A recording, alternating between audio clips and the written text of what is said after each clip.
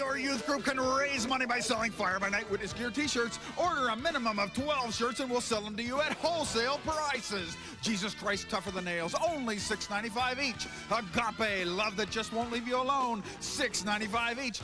No book has greater power, $6.95 each. Fire by Night, $6.95 each. And Heaven Yes, Hell No, $8.95 each. Order any combination of 12 shirts and sell them at the regular prices. What a steal! I mean deal, this is a Christian show. Witness Gear t-shirts, the sure way your group can earn the money you need.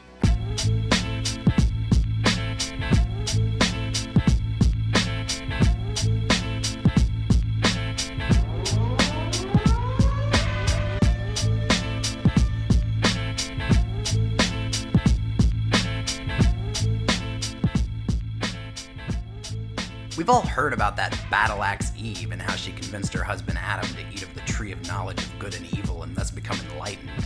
But what's less well known is that Adam had a girlfriend before Eve named Lilith, who was a real man-eater. Before Adam and Eve even come up in Genesis though, there's a verse saying God created them, both male and female.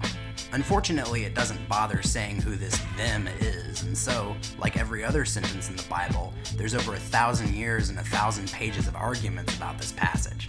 Some say it implies the first human was a hermaphrodite, who it seems preferred they-them pronouns. Others take it to mean there were already other humans on Earth before Adam and Eve. This explanation was popular among church fathers, uncomfortable with the fact that the mainline interpretation means Cain and Abel must have slept with their sisters. I didn't realize that incest was such a terrible problem in the United States that we suddenly needed government intervention to cure incest in America by keeping words off of records. Well, of course, incest in America didn't used to be such a terrible problem, did it, Mr. Zappa? That's come about in the last 20 years or so. John, that's not so. Oh, really? Finally, some maintain the male was Adam, but that the first woman was Lilith. According to this account, both Adam and Lilith were made from dust, while God later pulled Eve from Adam's body. Women popping out of men's bodies is a common motif in world literature. Here's Athena popping out of Zeus's head. Now in 2019, it's generally the other way around. Some Christians do acknowledge this by worshiping the immaculately conceived water goddess, Mother Mary, Star of the Sea. Like Eve, Mary has an edgier counterpart named Mary Magdalene. The psychiatric term Madonna whore complex comes from the contrast of Christ's two Marys. Miss Magdalene was a sex worker. According to believers in the Lilith story, Christ's favorite disciple was Mary Magdalene. This is according to the Gospel of Mary Magdalene, a work from what's called the Minor Apocrypha, a set of books that essentially amount to Bible fan fiction. Lilith doesn't actually appear in Genesis, or anywhere else in the Bible for that matter, but Christians have hallucinated her there for centuries.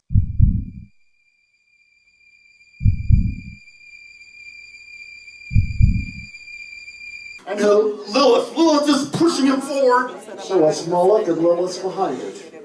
Yes. Get up, Lilith. No. It was probably a sect called the Bogomils who first put her there.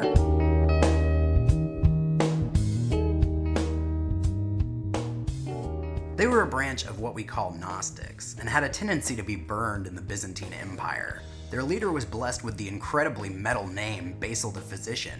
By all accounts, they spent most of their time starving and praying in the desert, but the most common charge that got them burned was sodomy. In fact, the modern word bugger is a bastardization of Bogomil. The Bible isn't a single book, it's an anthology. And it's a different anthology based on where you live. Here in the English-speaking world, it contains 66 separate books. In Ethiopia, it features 81, and in countries east of the Crimea, it can have up to 88. It all depends on what group of rabbis, church fathers, or imams this or that king liked best. There were initially 145 books of Christian scripture to choose from. These were of varying veracity and were produced over the course of about 1,035 years.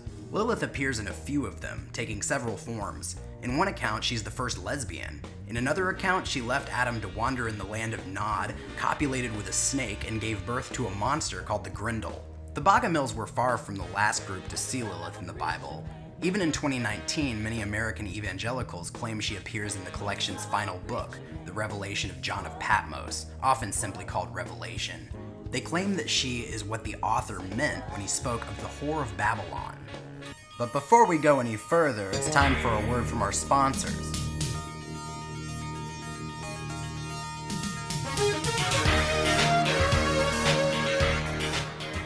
From Jeremiah Films comes these hard-hitting motion pictures now available on video cassette.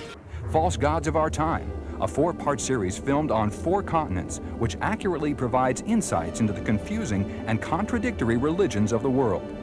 The Witness at Your Door, a behind-the-scenes examination of the beliefs and motivations of those uninvited door-to-door visitors, the Jehovah's Witnesses. And I beheld another beast coming out of the earth, and he had 2 horns like a lamb, and he spake as a dragon, and he causeth all, both small and great, rich and poor, free and bond, to receive a mark in their right hand, or in their foreheads, and that no man might buy or sell, save he that had the mark, or the name of the beast, or the number of his name. Who is this second beast?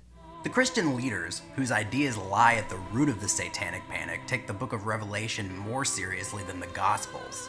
In their funhouse version of events, the Whore of Babylon joins a cast of colorful characters, including angels with hundreds of eyes, wasps with the heads of women whose stings are so bitter that their victims beg to die, a fire-breathing deceiver called the False Prophet, Jesus, Satan, and of course everyone's favorite character, the Antichrist.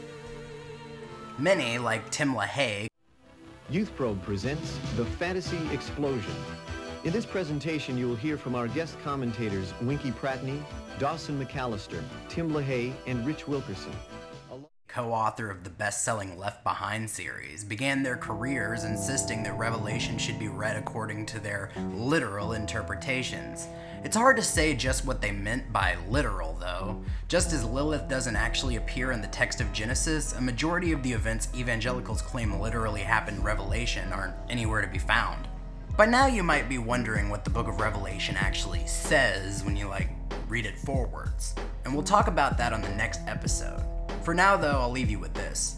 John of Patmos himself would undoubtedly find the contemporary reading of his work absurd. But that's not to say he didn't believe the end was near. In fact, by all indications, he was positive Christ would return quite soon. In his lifetime, in fact. He's dead.